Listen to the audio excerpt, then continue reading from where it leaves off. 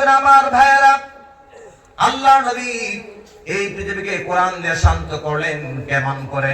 মানুষের মধ্যে হিউম্যানিটি, মানুষের মধ্যে লেগিলিটি, মানুষের মধ্যে ন্যায়, মানুষের মধ্যে মনুষ্যত্ববোধ, মানুষের মধ্যে ভ্রাতৃত্ববোধ, মানুষের মধ্যে মানুষের মহব্বত, মানুষের আপনার একজন একজনের প্রতি ভালোবাসা।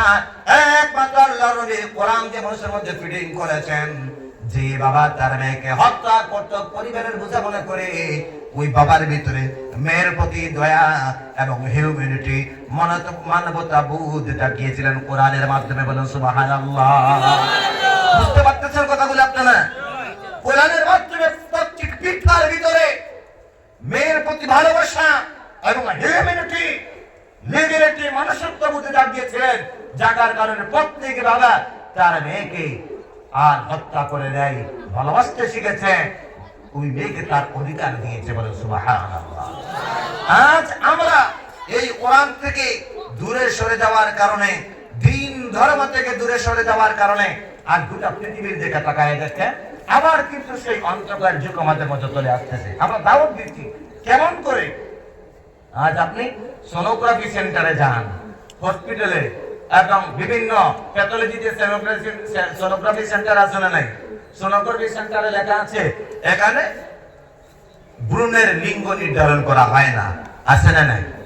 কেন সোনোগ্রাফি সেন্টারে ভ্রূণের লিঙ্গ নির্ধারণ করা হয় না? কেন?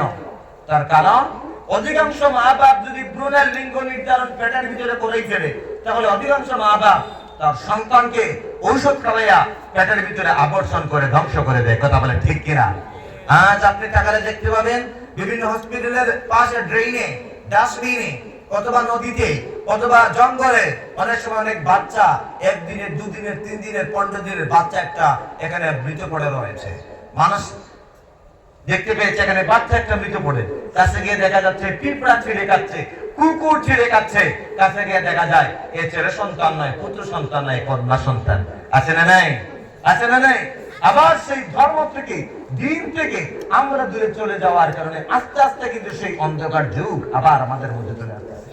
আজ দেখবেন অনেক সময় অনেক মা বাপ তার একটা কন্যা সন্তান হয়েছে, কন্যা সন্তান হওয়ার কারণে গাড়ির মধ্যে বেলুন লাগাইয়া কত ঢুল ডুকি দিয়ে বাড়িতে আনেন। কথা বলে ঠিক কিনা?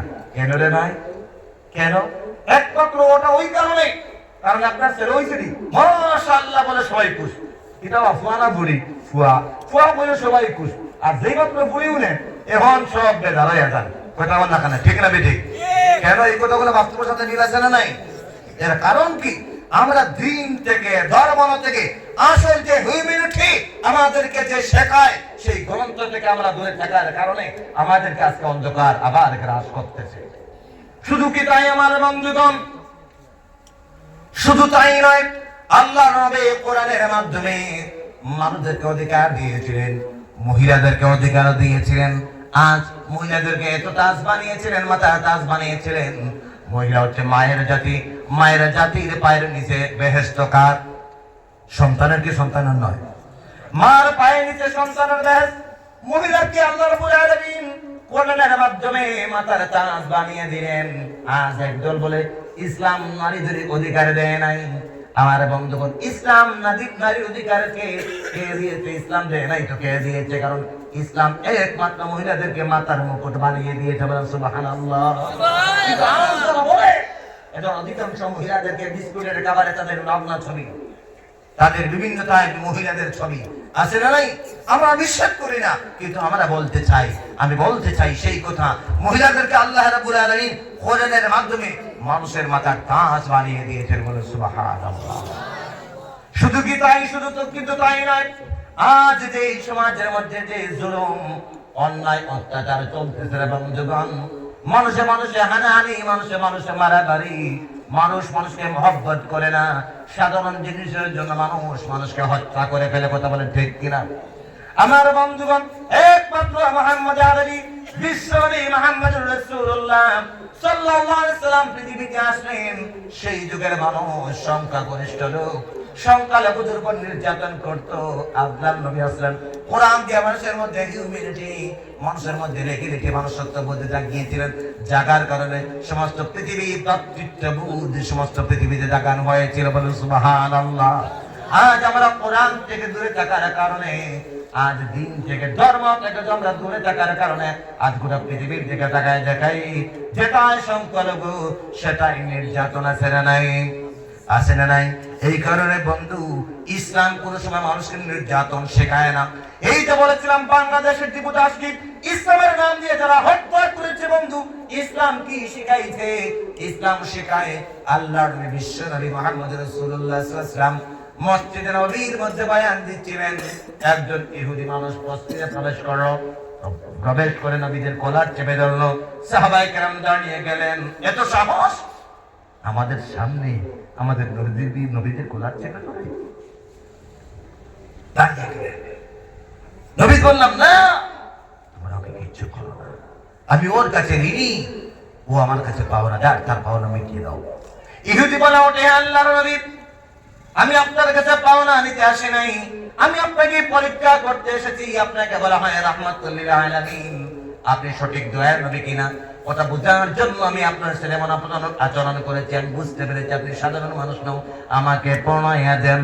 আশহাদু আল্লা ইলাহা ইল্লাল্লাহ ওয়া আশহাদু আন্না মুহাম্মাদান আবদুহু ওয়া রাসূলুহু। জোরে বলুন আল্লাহু আকবার। আমার বন্ধুগণ, ইহুদি বিশ্ব নবীজিকে আক্রমণ করলো, আর আল্লাহর নবী তাকে মাফ করলেন না আক্রমণের জবাব দিলেন? কথা বললেন, কি করলেন? কি বলে? মাফ করলেন। এটাই হচ্ছে ইসলামের আদর্শ। আর ওদিকে বাংলাদেশি তারা হয়তো ভিন্ন কারণে এই কাজ করেছে, কিন্তু সেই কারণে আমরা আমাদের ইসলামের নামটা জড়ানোর কারণে আমরা অনেক লজ্জিত আজকে গোটা পৃথিবীর মধ্যে। আমার বন্ধুগণ, শুধু কি তাই?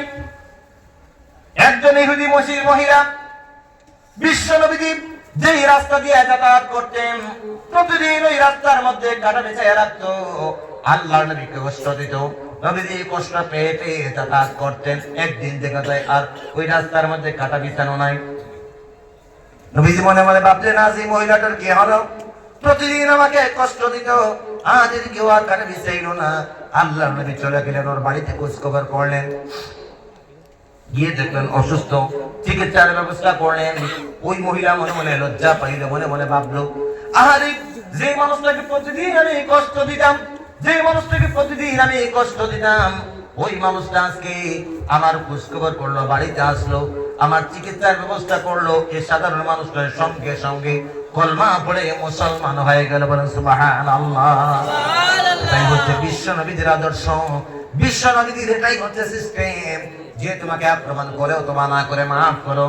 আমার বন্ধুগণ, আজ গোটা পৃথিবীর মধ্যে যদি তাকান, দেখবেন এক ধরনের মানুষ কিন্তু মজলুমের শিকার আছে না নাই? মজলুমের শিকার আছে না নাই? কিন্তু বন্ধুগণ, উত্থান পতন সমাজের নিয়ম, উত্থান পতন সমাজের নিয়ম। দিনের পরে রাত আসে, রাতের পরে দিন আসে, এটাই হচ্ছে সমাজের নিয়ম।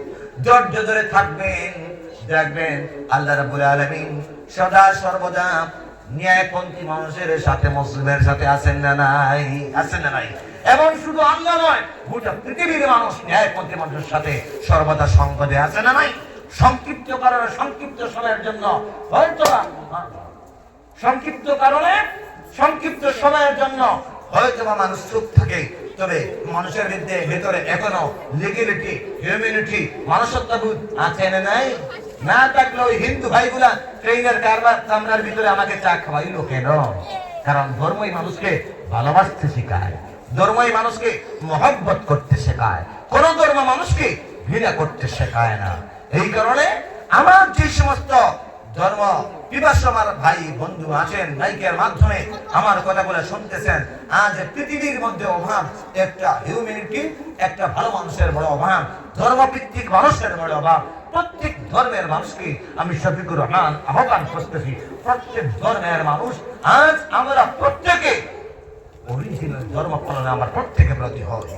আজ তাকায় দেখেন গোটা পৃথিবীর মধ্যে স্বামী বিবেকানন্দ এমন এক মানুষ ছিলেন, স্বামী বিবেকানন্দ গোটা পৃথিবীর মানচিত্রের মধ্যে ভারতবর্ষের মান এমন বানিয়েছিলেন। স্বামী বিবেকানন্দ একজন স্বামী ছিলেন, স্বামী থাকার পরে উনি দেশের জন্য, মানুষের জন্য কি কাজ করেছেন, এমন লেকচার দিয়েছেন, এমন লেকচারটা আমাদের পৃথিবীর জমিনে অমর হয়ে রয়েছে। স্বামী বিবেকানন্দ মানুষের কাজ করেছেন, কারণ ধর্মই মানুষকে মানুষের কাজ করতে শেখায়। কথা বলেন ঠিক না বেশি? এই করে প্রত্যেক ধর্মের মানুষকে আমি অরিজিনাল ধর্ম পালন করার ব্যাপারে আহ্বান করতেছি। বন্ধুগণ, আজ গোটা পৃথিবীর মধ্যে মানুষের হওয়ার খুবই দরকার, ধর্মভিত্তিক জীবন গড়ার অত্যন্ত দরকার। কারণ আধুনিক শিক্ষা প্রত্যেক মা সন্তানকে শিক্ষা দেয়, তোমার জীবন মা বাপ বয়স্ক হয়ে যায়, বয়স্ক মা বাপকে বৃদ্ধাশ্রমে পাঠাও। কোথাও পাঠাও? কথা বলে আধুনিক শিক্ষা প্রত্যেক ধর্মের মানুষকে শিক্ষা দেয়, বৃদ্ধ মা বাপকে বৃদ্ধাশ্রমে পাঠাও, সেখানে তার ভালো উন্নত তার জীবন যাপনের ব্যবস্থা আছে। কিন্তু একমাত্র প্রত্যেক ধর্ম, যেমন কোরআন এবং অন্য ধর্ম, মানুষকে বলে তোমার মা, কোরআন বলে তোমার মা বাপ তোমার কাছে হচ্ছে মাতার মুকুট, তাকে তুমি মাতার মুকুট বানাও। আর অন্য ধর্মের মানুষও বলে তোমার মা বাবার খেদমত তুমি করো, তুমি তাদেরকে ভালোবাসো। আমার বন্ধুগণ, কারণ ধর্মই মানুষকে ভালোবাসতে শেখায়। এই কারণে আমার বন্ধুগণ, এই বাচ্চারা ওঠা বসা করো না। এই কারণে আমার বন্ধুগণ যারা আছেন এখানে, প্রথমে মাদ্রাসার শুধু ছাত্ররা ছিল, এখন দেখতে পাচ্ছি নওজোয়ান থেকে শুরু করে মুরব্বী সবাই মাঠ ভর্তি হয়ে গেছেন। আমার বন্ধুগণ, আল্লাহ নবী কোরআন দিয়া এই দুনিয়ার মধ্যে অশান্তিকে শান্ত করেছিলেন। প্রথম কথা বলেছি কি বলি নাই? অশান্ত পৃথিবীকে শান্ত করেছিলেন। কিন্তু দুঃখজনক হলো সত্য, সেই কোরআন থেকে, দিন থেকে, ধর্ম থেকে আজ আমরা গোটা দুনিয়ার মুসলমান অনেক দূরে। কথা বলে ঠিক কিনা? এই দূরে থাকার কারণে বন্ধুগণ, আজ মানুষ আমাদের নিয়ে কথা বলে, মানুষ আমাদের নিয়ে সমালোচনা করে, আমাদেরকে থ্রেটিং করে। এর একমাত্র কারণ হচ্ছে অরিজিনাল ধর্ম পালন থেকে আমরা দূরে। আমার বন্ধুগণ, এখানে হচ্ছে কোরআনের মাদ্রাসা। আল্লাহ রাব্বুল আলামিন, তুমি কেন কোরআন থেকে দূরে থাকবি? আল্লাহ এত নিয়ামত, কোন একটা কিতাব তোমাকে দিয়েছেন। প্রায় সময় প্রায় জায়গায় বলি, এই দুনিয়াতে আধুনিক শিক্ষার নাম করে তারা বলে এই কোরআন শুধুমাত্র একটা ধর্মীয় কিতাব। বলে কি বলে না? একদল বলে এই কোরআন হচ্ছে একটা ধর্মীয় কিতাব, এটা আধুনিক কোনো গ্রন্থ নয়। আমি আপনাদেরকে বলি ভাই, যারাই বলে কোরআন আধুনিক নয়, তাদেরকে চ্যালেঞ্জ করে বলছি, কোরআনুল কারীম হচ্ছে এমন একটা আধুনিক কিতাব, সর্বকালের সর্বযুগের বিশ্ব সেরা আধুনিক কিতাব হচ্ছে সর্বকালের জন্য আল কোরআনুল কারীম। বলেন সুবহানাল্লাহ। বাল হুয়া কুরআনুম মাজিদ ফি লাওহিম মাহফুজ। এটা হচ্ছে সেই কোরআনুল মাজিদ, আধুনিক কিতাব, কোরআনুল মাজিদ, কোরআনুল জাদীদ। এই কোরআন হচ্ছে আধুনিক কিতাব, জাদীদ কিতাব, মাজিদ কিতাব, সর্বকালের সর্বযুগের বিশ্ব সেরা সর্বশ্রেষ্ঠ কোরআন হচ্ছে আধুনিক কিতাব, হচ্ছে আল কোরআন। বলেন সুবহানাল্লাহ। আজ যারা বলে কোরআন শুধু ধর্মগ্রন্থ, আরে ভাই তোমরা যারা শুধু বলছো কোরআন শুধু আমাদের মধ্যে থেকে একদল বলে, আমি অন্য ধর্মের কথা বলছি না, মুসলমানদের মধ্যে থেকে একদল বলে কোরআন একটা আধুনিক কিতাব নয়। আরে বন্ধু, কোরআনের মতো আধুনিক কোনো কিতাব তুমি যে বলছো আধুনিক কিতাব নয়, তোমার ক্ষমতা আছে নাকি কোরআন ছাড়া 2 নম্বর একটা গ্রন্থ পৃথিবীতে বের করে দেখাতে, যেই গ্রন্থের আবির্ভাব এই দুনিয়াতে ইকরা অর্থাৎ পড়া শব্দের মাধ্যমে হয়েছে? দেখাতে পারবে? তোমার জীবন চলে যাবে, কিন্তু কোরআনের মতন একটা গ্রন্থ পৃথিবীতে বের করে দেখাতে পারবে না, যেই গ্রন্থের আবির্ভাব এই দুনিয়াতে ইকরা অর্থাৎ বড় শব্দের মাধ্যমে হয়েছে। বলে সুবহানাল্লাহ।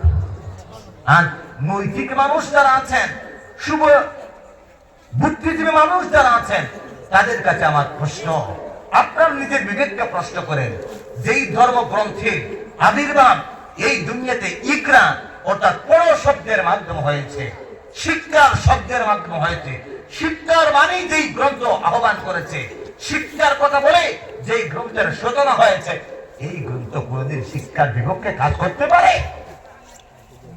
শিক্ষার বিপক্ষে কোন সময় কাজ করতে পারে? কোন সময় শিক্ষার বিপক্ষে কাজ করতেই পারে না। কোরআন বলছে বিসমি রাব্বিকাল্লাযী খালাক, পড়ো তোমার প্রভুর নামে যিনি তোমাকে সৃষ্টি করেছেন। এই ছেলেরা কিটকিটে আসতেছে কেন? চুপ। কোরআনই একমাত্র গ্রন্থ, যে গ্রন্থ বলেছে বিসমি রাব্বিকাল্লাযী খালাক, পড়ো তোমার প্রভুর নামে যিনি তোমাকে সৃষ্টি করেছেন। আমার বন্ধুগণ, কোরআন একমাত্র গ্রন্থ, যে গ্রন্থটা আপনাকে শিক্ষা অর্জন করার ব্যাপারে আহ্বান করে। কেন তুমি আল্লাহর কোরআন থেকে দূরে থাকবে রে বন্ধু? কোরআনের মধ্যে আপনি যা চাও তা আল্লাহর কোরআন আপনাকে দান করবে, আছে না নাই? হে বন্ধুগণ, দুনিয়ার অন্য গ্রন্থের মধ্যে জীবনের আংশিক দিক পাবেন, একালের কথা পাবেন, পরকালের আংশিক কথা পাবেন, কিন্তু আল্লাহর কোরআনের মধ্যে যদি খুঁজেন, আপনার সবগুলো আপনার জীবনের শুরু থেকে শেষ পর্যন্ত, শুধু আপনার জীবনের শুরু থেকে শেষ নয়, এই পৃথিবীর শুরু থেকে শেষ পর্যন্ত, পৃথিবীর শুরু থেকে শেষ নয়, এই গোটা দুনিয়ার শুরু থেকে শেষ পর্যন্ত, আপনার আমার জীবনের শেষ পর্যন্ত, কবর পর্যন্ত, হাসর পর্যন্ত, জান্নাত পর্যন্ত, জাহান্নাম পর্যন্ত আলোকপাত আল্লাহ তাআলা যে গ্রন্থটার মধ্যে করে দিয়েছেন, ওই গ্রন্থটার নাম কি? জুড়ে চিল্লায় বলেন, আর অস্ত বলেন, এই গ্রন্থটার নাম কি? কোরআন। আমার বান্দরবান, কোরআনকে যদি প্রশ্ন করে, ও কোরআন, এই দুনিয়াতে তুমি কখন নাযিল হয়েছ? কোরআন সঙ্গে সঙ্গে আপনাকে উত্তর দিবে। অন্য কোন গ্রন্থকে প্রশ্ন করলে, গ্রন্থ কখন তুমি পৃথিবীতে আসছো, কোন গ্রন্থের মধ্যে ভালোভাবে কোন উত্তর নাই। কিন্তু কোরআনকে যদি প্রশ্ন করেন, ও কোরআন, এই পৃথিবীতে কখন তুমি এসেছো, কোরআন সঙ্গে সঙ্গে উত্তর দিবে, ইন্না আনজালনাহু ফি লাইলাতিল কদর ওয়া মা আদরাকা মা লাইলাতুল কদর লাইলাতুল কদরি খায়রুম মিন আলফি শাহর। জোরে বলুন আল্লাহু আকবার। কোরআন বলবে, আমি সেই মুবারক বরকতময় রাত্রিতে আমি নাযিল হয়েছি, বলেন সুবহানাল্লাহ, আর জোরে বলুন সুবহানাল্লাহ। বন্ধুগণ, এমন এক লজিক্যাল কিতাব এই কোরআন, যদি এই কোরআনকে প্রশ্ন করেন, ও কোরআন, বুঝলাম তুমি বরকতময় রাত্রিতে নাযিল হয়েছে, কিন্তু কোরআন বলো তো দেখি তুমি কোন মাসে নাযিল হয়েছে? কোরআন সঙ্গে সঙ্গে এই লজিকপূর্ণ কিতাব আপনাকে উত্তর দিবে, ইন্না শাহরু রমাদানাল্লাযী উনজিলা ফীহিল কুরআন। জোরে বলুন আল্লাহু আকবার। কোরআন আপনাকে উত্তর দিবে, রমজান মাস, দুদিন করে রমজান মাস আসতেছে, এই রমজান মাস আল্লাহ তাআলা কোরআন নাযিল করেছেন, বলুন সুবহানাল্লাহ।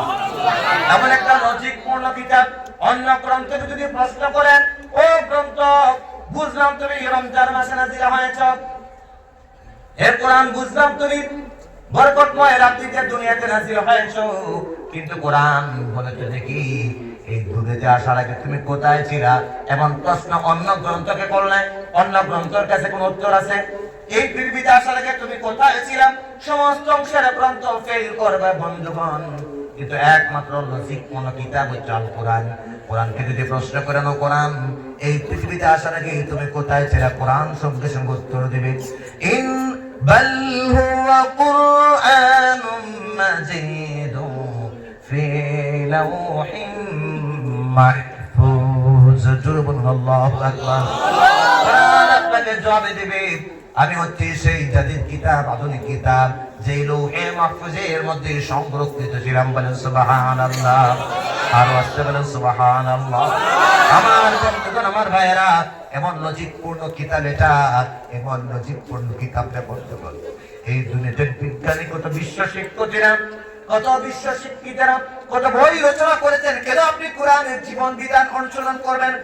কোরআন মতো আপনার জীবন কেন গঠন করবেন? আমার বন্ধুগণ, বিশ্বের সমস্ত আধুনিক বইগুলো আপনি তাকান, পড়েন, তার ভাষার মধ্যে বিন্যাস, তার ভাষার লালিত্য, তার ভাষার সৌন্দর্যটা এত প্রকাশ পায় না যত না আল্লাহর কোরআনের মধ্যে ভাষার সৌন্দর্য প্রকাশ পায়, বলেন সুবহানাল্লাহ। তার ভাষার বিন্যাস তাকায় দেখেন, আপনি যদি তিলাওয়াত করেন, ওয়াশ-শামসি ওয়া দুহাহা ওয়াল কমারি ইযা তালাহা ওয়ান নাহারি ইযা জাল্লাহা, আছে না নাই? একটা লাইনের সাথে আরেকটা লাইনের তাল আছে না নাই? আছে না নাই? অন্য আয়াত যদি তিলাওয়াত করেন, আর রাহমান আল্লামাল কুরআন খালাকাল ইনসান আল্লামাহুল বায়ান, আছে না নাই? একটা আয়াতের সাথে আরেকটা আয়াতের তাল আছে না নাই? ও বন্ধুগণ, অন্য গ্রন্থ পড়লে আপনার ভাষার বিন্যাসে তো আপনি পাবেন না, পংক্তি মিলে তো পাবেন না, কিন্তু আল্লাহর কোরআনের যে কোনো সূরা যদি তিলাওয়াত করেন, একটা আয়াতের সাথে আরেকটা আয়াতের তাল আছে না নাই? অন্য বই পড়লে, একবার পড়লে খারাপ লেগে যায়, একটু পড়লে বুড়া লেগে যায়, কিন্তু আল্লাহর কোরআন যদি তিলাওয়াত করেন শুধু পড়তেই থাকেন খারাপ লাগে নাকি? বারবার শুধু পড়তে বলতে থাকে আছে রে। বন্ধুগণ, আপনি অন্য কোন গ্রন্থ যদি পড়েন আপনার সওয়াব নাই, কিন্তু আল্লাহর কোরআন যদি পড়েন, এই কোরআন তিলাওয়াত করলেও সওয়াব, শুনলেও সওয়াব, সহযোগিতা করলেও সওয়াব পাওয়া যায়। বলে সুবহানাল্লাহ, আর বলে সুবহানাল্লাহ।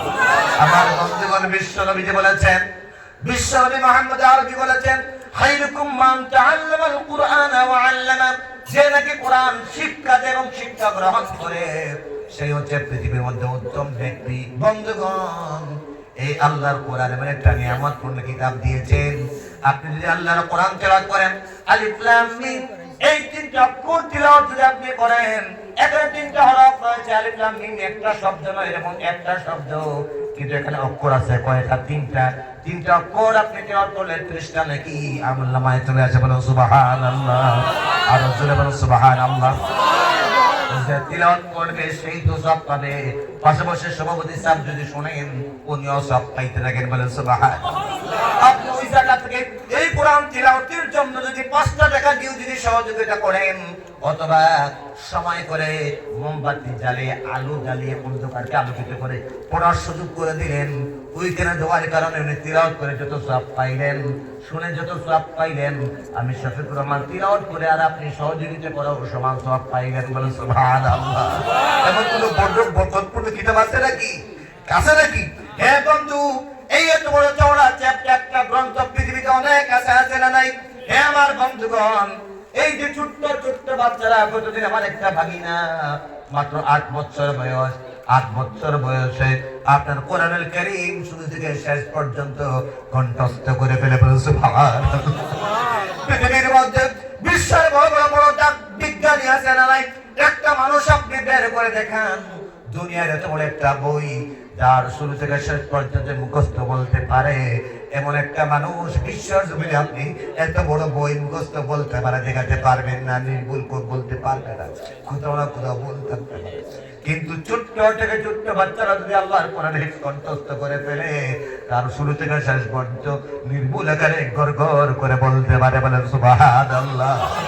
আমার বন্ধুরা, আমার ভাইয়েরা, বিশ্ব নবী বলেছেন, যে ঘরের মধ্যে আল্লাহর কোরআন তিলাওয়াত হয় না সেই ঘরটা হচ্ছে মুর্দা ঘরের সমতুল্য, আর যে ঘরের মধ্যে আল্লাহর কোরআন তিলাওয়াত হয় সেই ঘরের মধ্যে আল্লাহ সকিনার রহমত বর্ষিত করতে থাকেন। বলেন সুবহানাল্লাহ, আর জোরে বলেন সুবহানাল্লাহ।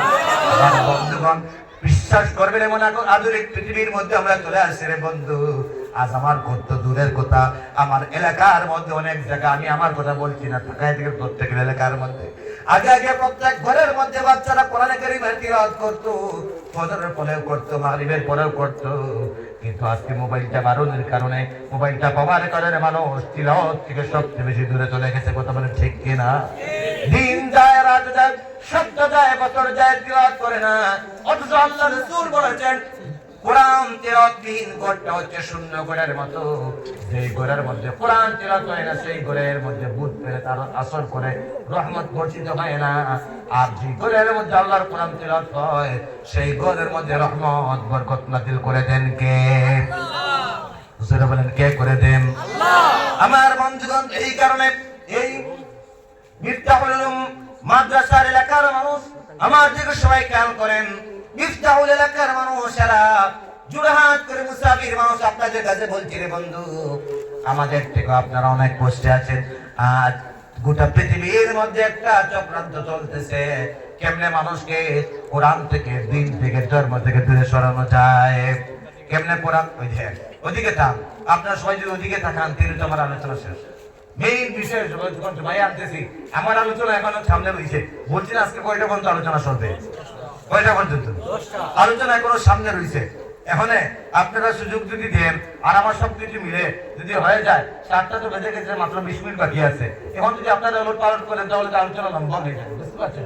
আলোচনা না করে ওদিকে থাকান, বুঝতে পারছেন? আমার দিকে থাকান। আর কেউ এদিক সেদিক করবেন? এদিক সেদিক করবেন? আমার বন্ধুগণ, ভালো করে শোনান।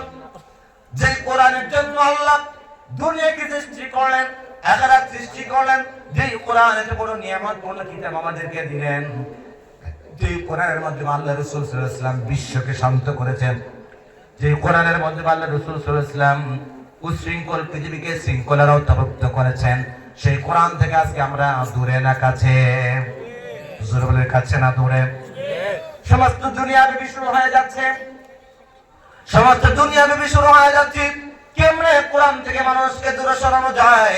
বিশ্বাস করবেন যে বন্ধু, এই যে মাদ্রাসা একটা আছে, হুজুরেরা আছেন, কত কষ্ট করে একটা মাহফিল তৈরি করতে হয়, একটা মাদ্রাসা চালাইতে গিয়া কত কষ্ট করতে হয়, একমাত্র হুজুর ছাড়া, মাদ্রাসার কমিটির মানুষ ছাড়া আর কেউ বুঝতে জানে না। কথা বলেন ঠিক কিনা?